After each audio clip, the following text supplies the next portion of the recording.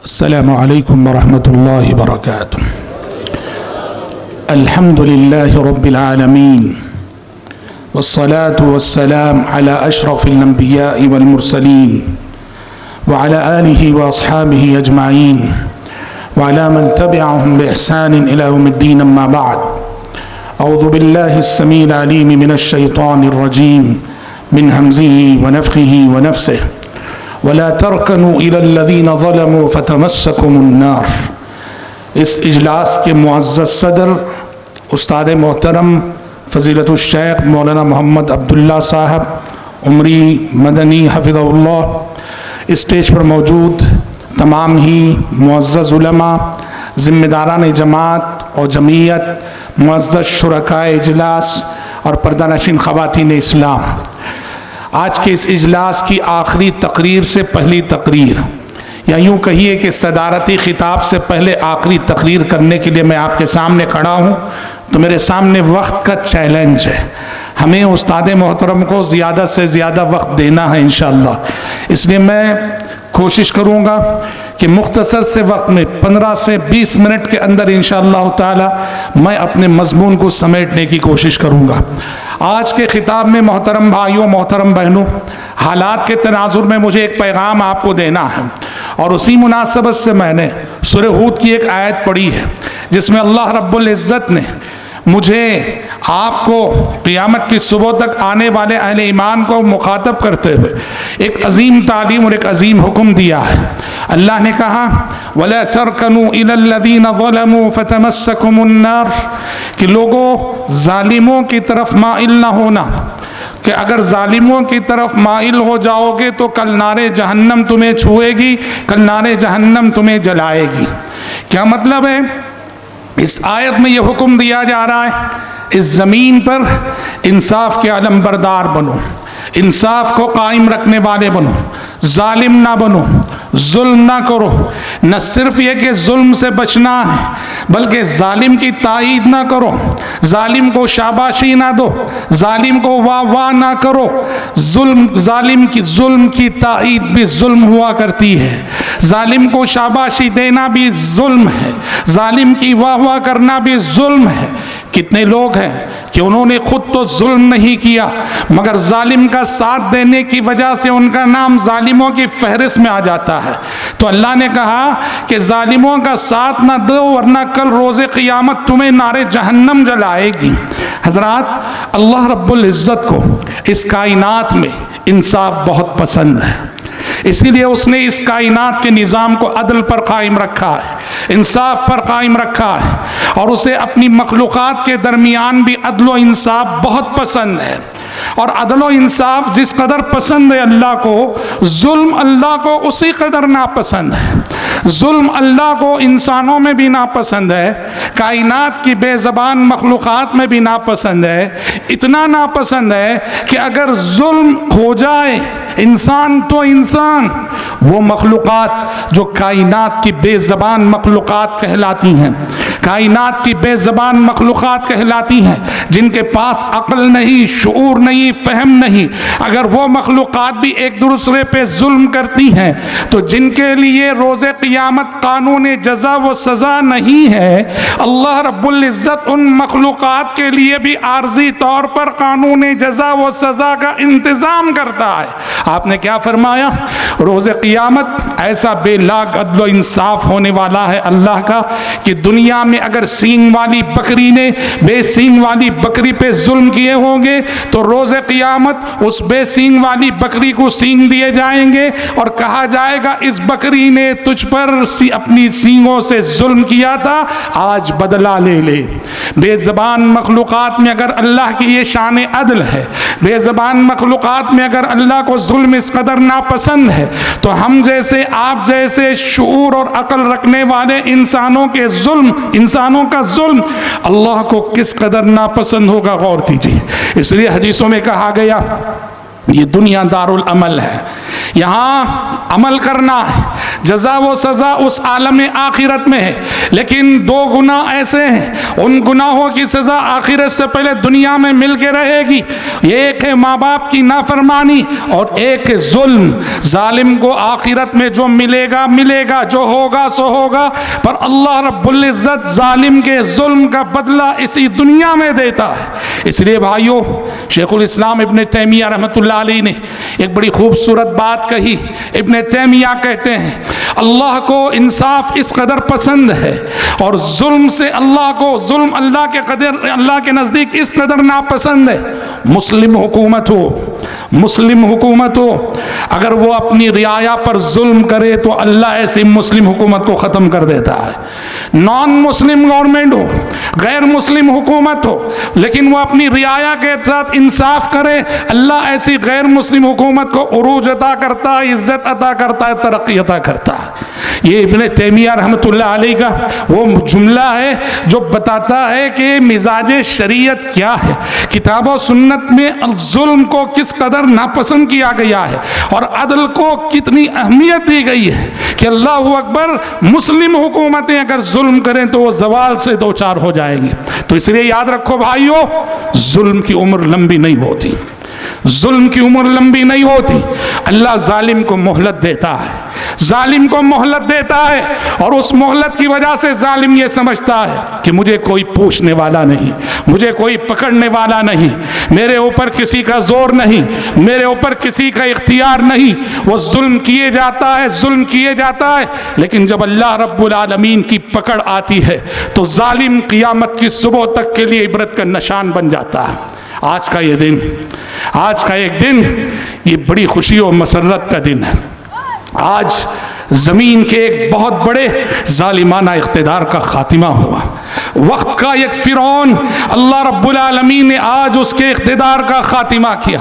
मुल्क शाम का वो जालिम, वो तागी, वो बागी, और मुल्क शाम का वो फ़िरौन जो गुज़िश्ता 10-12 सालों से मुल्क शाम के मुसलमानों का कत्ले आम किए जा रहा था। लाखों मुसलमानों का उसने कत्ले आम किया, लाखों मुसलमानों को हिजरत करने पे मजबूर किया। बशारुल असद आज का वो दिन है कि अल्लाह ने आज उसके इक़्तिदार का खातिमा किया। आज वो जलील हुआ, आज वो रुसवा हुआ, आज उसका गुरूर कुचला गया, आज उसका तकब्बुर रगड़ा गया। आज मजलूमों की खुशी का दिन है, आज मजलूमों की मसरत का दिन है। इतनी खुशी है आलम इस्लाम में। शेख अदनान अर्रूर ने लिखा है, शेख अदनान अर्रूर ने लिखा है, जो आलम इस्लाम के एक नुमाया मुमताज़ आलिम दीन है, जो रद्द तशय्यो और रफ्ज़ में जिन्होंने माशाअल्लाह काफ़ी कारहाय नुमाया अंजाम दिए। उन्होंने कहा आज की ये खुशी, इस फ़िरौन वक्त के इक़्तिदार का ये ज़वाल, ये आलम इस्लाम के लिए इतनी बड़ी खुशी है कि अगर इस्लाम में ईद उल अज़हा और ईद उल फितर के बाद कोई तीसरी ईद जायज़ होती तो आज हम उलमा ऐलान करते कि आज आलम इस्लाम के लिए ईद का दिन है। जुल्म याद रखना, जुल्म की उम्र लंबी नहीं होती। जालिम गरजता है, बरसता है, बस वो अल्लाह की मोहलत है। लेकिन जब अल्लाह रब्बुल आलमीन की पकड़ आती है, अल्लाह जालिम को रोज़े क़ियामत, ऐसे रोज़े क़ियामत तक के लिए इबरत का निशान बना के छोड़ता है। प्यारे नबी की तालीम क्या है, प्यारे नबी सल्लल्लाहु अलैहि वसल्लम का पैगाम क्या है? आपका पैगाम ये था, उन्सुर अखाका ज़ालिमन व मज़लूमा। आपने कहा अपने भाई की मदद करो, जालिम हो तब भी, मजलूम हो तब भी। जालिम हो तब भी अपने भाई की मदद करो, मजलूम हो तब भी अपने भाई की मदद करो। सहाबा ने पूछा, अल्लाह के नबी, अगर हमारा भाई मजलूम हो तब उसकी मदद करने के माने तो मालूम है, हमारा भाई अगर जालिम हो तब उसकी मदद कैसे करें हम? आपने कहा, ये असल में देखो ज़माने जाहिलियत का मखौलत है। इस्लाम से कबल अरब के लोग यही कहते थे, उन्सुर अखाका ज़ालिमन व मज़लूमा, अपने भाई की मदद करो चाहे वो जालिम हो मजलूम हो। और उनका मतलब ये था, मदद किसकी करना है? अपने कबीले वाले की करना है। उन्हें जालिम हो तो तुम भी मिलकर जालिम बन जाओ उसके साथ, मजलूम हो तो भी मदद करो, जालिम हो तो अपने आदमी की मदद करो। प्यारे नबी ने इस्लाम आने के बाद यही जुमला सहाबा से कहा, उन्सुर अखाका ज़ालिमन व मज़लूम, अपने भाई की मदद करो, वो जालिम हो तब भी, वो मजलूम हो तब भी। सहाबा को हैरत हुई, ये तो ज़माने जाहिलियत का नारा है। सहाबा ने कहा, अल्लाह के नबी, हमारा भाई मजलूम हो तब उसकी मदद करने का मतलब तो समझ में आता है, हमारा भाई जालिम हो तब उसकी मदद करने के क्या माने? आपने कहा, तुम्हारा भाई जालिम हो तब मदद के माने ये हैं कि उसका हाथ पकड़ो, उसे रोको जुल्म से। हजरात, हमारी शरीयत की तालीम इस कदर वाज़ेह है, जब भी जुल्म होता है जालिम का साथ ना दो, जालिम के साथ ना खड़े होना, जालिम की तायद ना करना, हमेशा मजलूम के साथ रहो। जालिम कितना ताकतवर सही, वो कमजोर है, और मजलूम कितना कमजोर सही, वो ताकतवर है, इसलिए कि उसके साथ अल्लाह रब्बुल आलमीन की मदद है।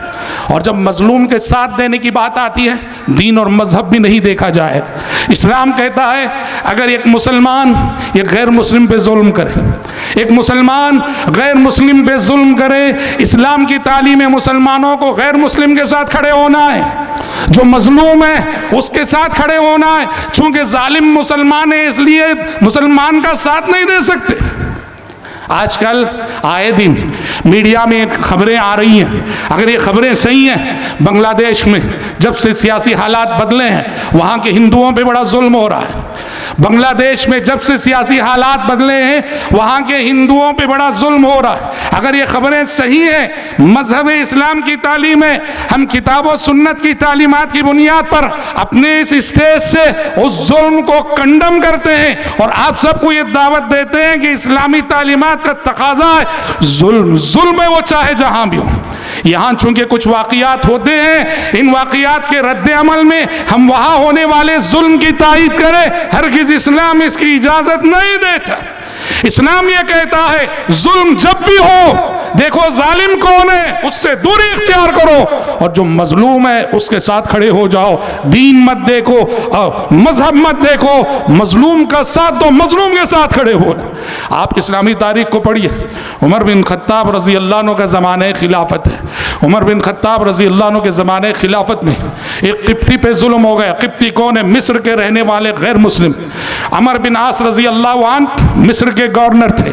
अमर बिन आस का बेटा और ये किप्ती जो गैर मुस्लिम है, घोड़सवारी का मुकाबला हुआ, कंपटीशन हुआ। किप्ती का घोड़ा सबकत कर गया, किप्ती का घोड़ा फर्स्ट आ गया। अब ये चूंकि गवर्नर के बेटे थे तो इनकी अना को ठेस पहुंची। अमर इब्नुल आस रजी अल्लाह अन्हु के बेटे ने किप्ती पे ज्यादती कर दी, किप्ती पे जुल्म कर दिया। उस किप्ती ने क्या किया? वो उमर बिन खत्ताब रजी अल्लाह अन्हु की शान अदल से वाकिफ था।